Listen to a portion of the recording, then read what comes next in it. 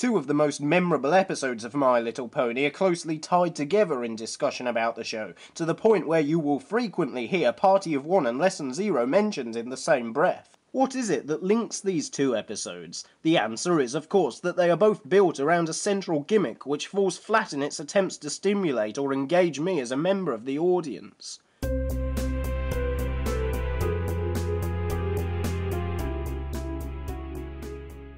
Okay, so I'll admit I found the Pinkie Pie episode entertaining, or at least more so than the Twilight one, and I'll get to why in a minute.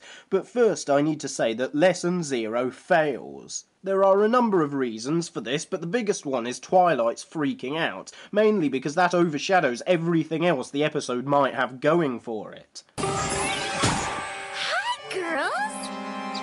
I opened by saying that these stories are memorable, but in the case of Lesson Zero it is memorable for superficial reasons. All I remember is thinking, are they really doing this? Thinking being the operative word, because I was not feeling anything. Clock is ticking, Twilight. Clock is ticking!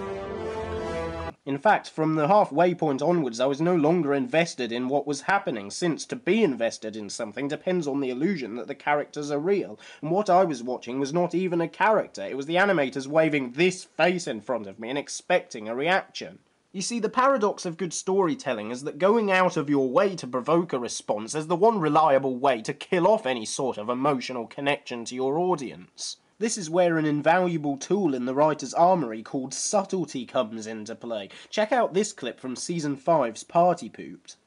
Imagine the look on Princess Celestia's face when she finds out we made friends with a yak prince! I'm calm.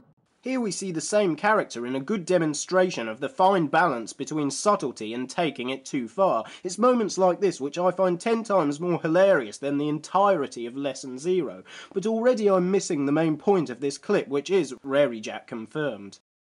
Now take a look at this. Could I have some more punch? Well, of course you can have some more punch, Mr. Turnip.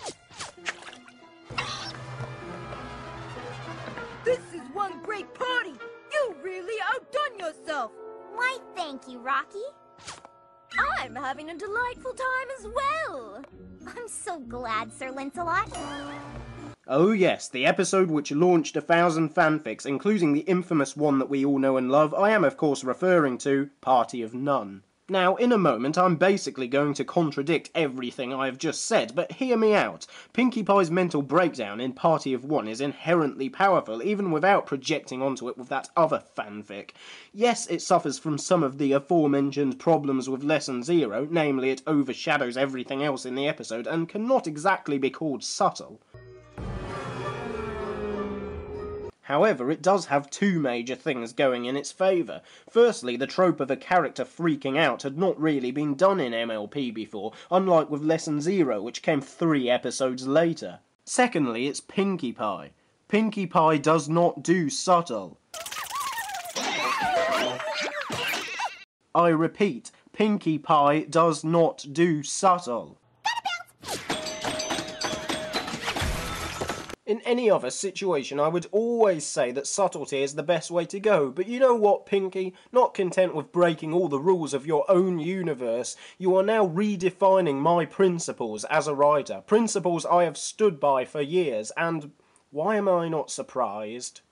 Remember, if you have a pony fanfic or artwork or topic you'd like to see on this channel, you should send it to me through my YouTube or through my Facebook, which is in the description below. I will review anything you send me, within reason.